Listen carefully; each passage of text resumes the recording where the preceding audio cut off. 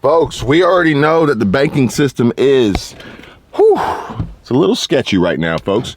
And we already know that the money that we have, the little bit that we do have for some more than others, or some less than others for that matter, is a huge concern, okay? It is probably a wise move to make sure that you have diversity in your finances, whether it be diversity in the banks, diversity in some money under the mattress, diversity in, burying it in the backyard. I don't know. But, for me, I'm going to make sure that I have access to multiple different sources and resources when it comes to money, finances, cash, dollars, credit, you name it, assets, bartering tools, because this announcement, sorry about that, reads, Central Bank this week announced, let's see here, this was reported not too long ago, that a new policy that restricts large amounts of cash from being withdrawn from bank accounts. Woo, folks. The announcement comes weeks after authorities unveiled redesigned currency in an attempt to curb cash hoarding and check corruption and crimes. But some critics say the decision will have a negative effect on small businesses. Now, with that being said, I want to show you guys a quick clip of a small business.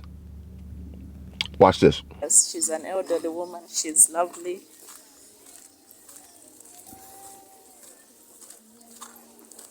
These are markets.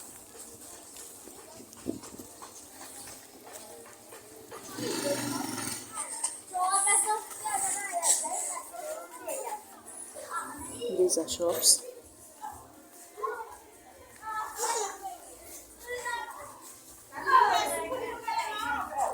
This is a local boutique.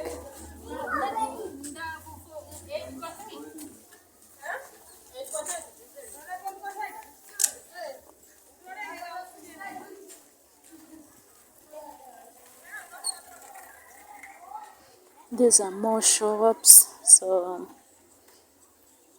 this is the market, the extension of the market that I showed you earlier. This is the rest of it.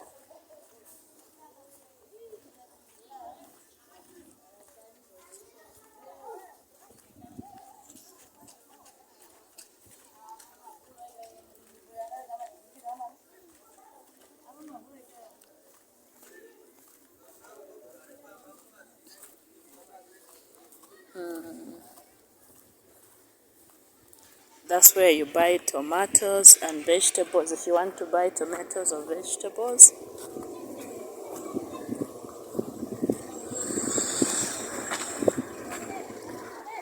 That over there, it's a school. It's yes, and here where I'm actually walking is the ground where most of the time they play football. The far end, that's the school. It's a primary school.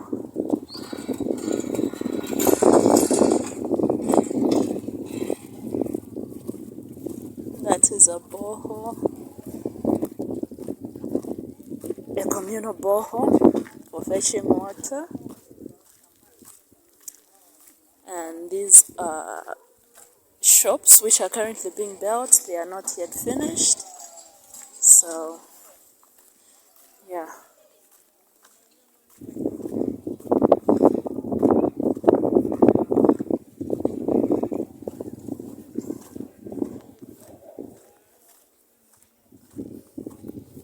So we are now coming to the end of the shops. I think I've gone round. This is the entirety of the shops. And like I said, the mode of transport here is mainly motorbikes and also bicycles. So it's either you have a bike or you have a bicycle, like so, for easy transportation and for easy moving around. Yeah. Okay, I think I've reached the end now.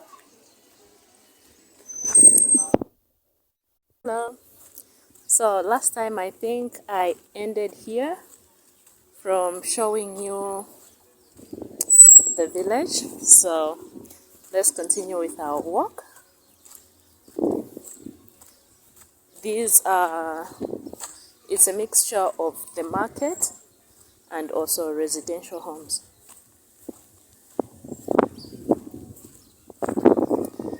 In here, they raise chicken. So it's that. These are residential flats. They are sort of flats. And yeah, this is a toilet. The smaller ones are toilets, sort of. These are also residential homes. Agogo! Agogo means an elderly person or a grandmother.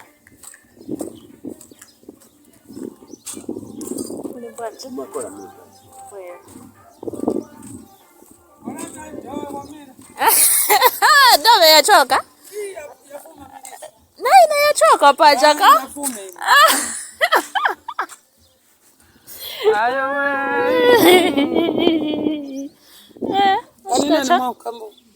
Mtauka. Gide. Vapima wasirangana vimaji vavura hivyo huko. Namba gide aribe. Marai. Yalipo soma yanyi akugwake waikangu marai. Sawa ngwana ukazunga utavura chitachitemu. Okapena funa osamba. So hapa wagezi wavari kuri wengi. Medi titori ngingu. Asungwana tandambo. Vari makola. Aisi tatanda hapa pana.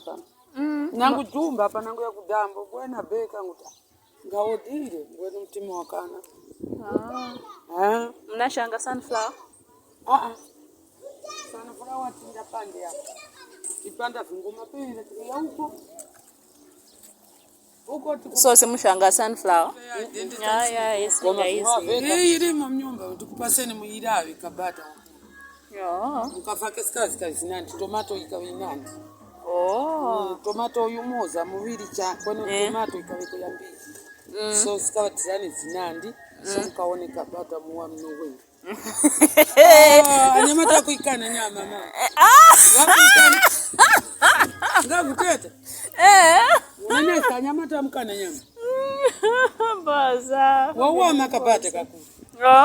Babata wakuno wakutumwa travisa vinani ti. So wachitika jani mukati mndendero. So wachitinga wachita tu ndendero na tomato che. Ya mama mwe. Lekani mtolea ni mwozi. Okay, nishinizato po bwela. Nifuna first nifike market. So niza. Nina ndendera mkurira chizoponda kare zimene. Okay. Zilimo ndendera zoponda kare mkurira chizilimukatini so. Okay. So that is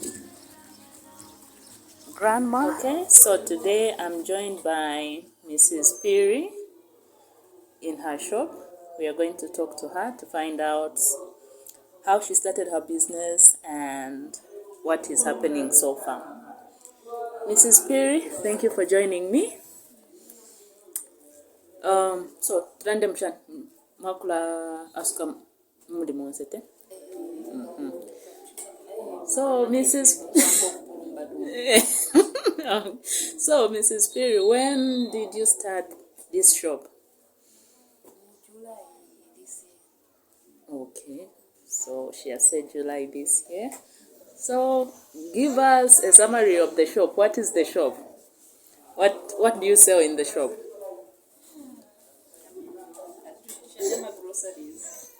Okay, so this is the shop for groceries. So let me give you a preview.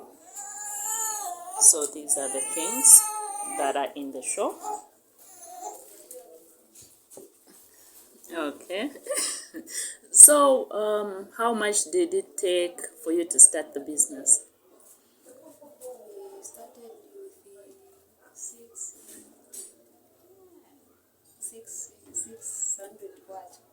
600 kwacha.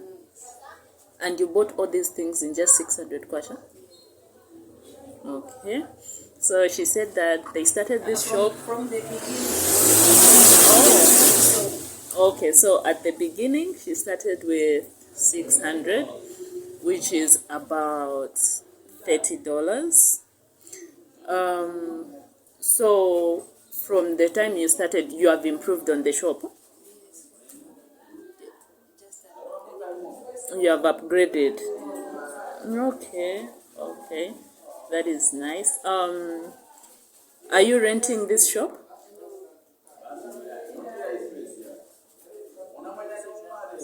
Okay. So on average, if someone was to rent a shop like this, how much would it cost? They pay 200 above. 200 kwacha and above. Okay. So today, looking at the way goods have increased in prices, if someone wanted to start a grocery shop like yours, how much would you advise in terms of capital in total for the renting of the shop and also for the goods?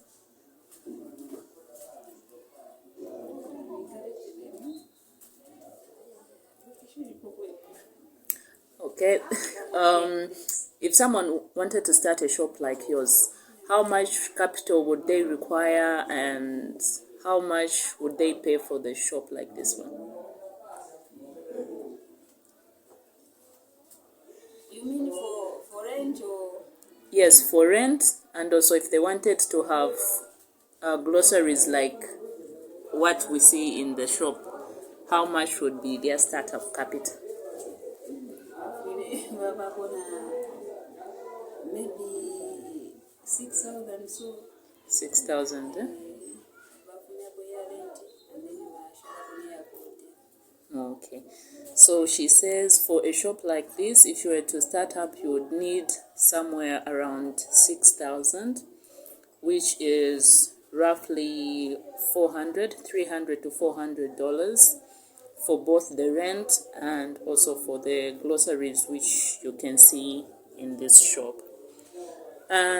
So in a month, how much profit do you make from this shop?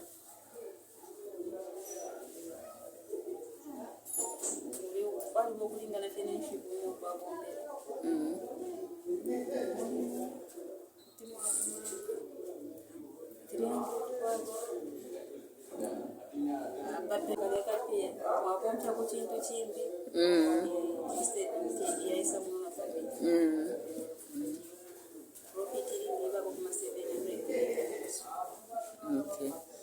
So she has said that in a month, the profit that they're able to realize is about $40 to $50, which is 700 or 800 kwacha. So that would either be reinvested back in the business or it can be used for the upkeep of the house. So if somebody wanted to live off a grocery shop, is it possible to live off the grocery shop exclusively? Is it possible to live off a grocery like this one without doing any other work? It's possible. Okay, so she says it is possible if you are consistent to live off the profits of the proceedings of the shop. Is there anything else you are involved in as a source of income for you and the family? Okay, would you share that with us? more especially Farming, huh? Okay, so she says that apart from this shop, she's also actively involved in farming. What crops are you currently farming? and sunflower. Okay, so she says that currently she is planting maize, soybeans, and sunflower. And on average, how much do you realize from the farm?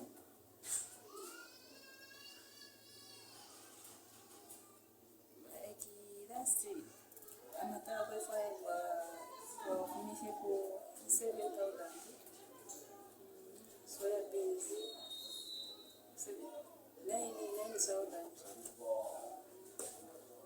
sunflower and hair Okay. So she said that from the maize she was able to make about 7,000, and from the soya she realized 9,000, and the soy from the sunflower it was mainly for home consumption, so she didn't sell much of that. Okay, so I think this is all for the interview. So thank you for joining me and have a blessed day. Now, she's a small business owner in Zambia, Africa, and this was shared with me or to me by my friend Bupe in Zambia, Africa. And you guys may have seen her on previous videos, and she is going to continuously make appearances on this channel as she provides a worldwide glimpse of boots on the ground, insider intel, real world intel of certain situations that are going on that realistically could happen to anybody at any time, anywhere, and show people the perspective of how businesses have to survive, attempt to survive, navigate these trying times, especially when we're seeing, announcements from Nigeria's central bank announcing cash withdrawal limits at the banks. This could happen to anybody. This could happen to all of us, folks. We could find ourselves in these situations where we're struggling to survive. The banks are taking control and we have zero access to what we need, which is going to be the basic tools of survival, which is money. It's dollars, folks, dollars and cents. Don't let anybody tell you otherwise. This world revolves around it, for the time being. When that changes, I'll be the first to let you guys know. However, the last thing I want to do is run to the bank and they tell me no.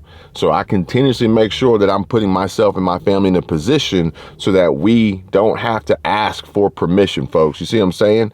Because these headlines are a little bit shocking and concerning. Let's look here. Pakistan launches new laws to expedite CBDC launch by 2025. Okay. We've got UK government accelerates CBDC exploration. Okay. We've got Bank of England opens applications for proof of concept CBDC wallet. Folks, this is the direction we're going. This is what's coming.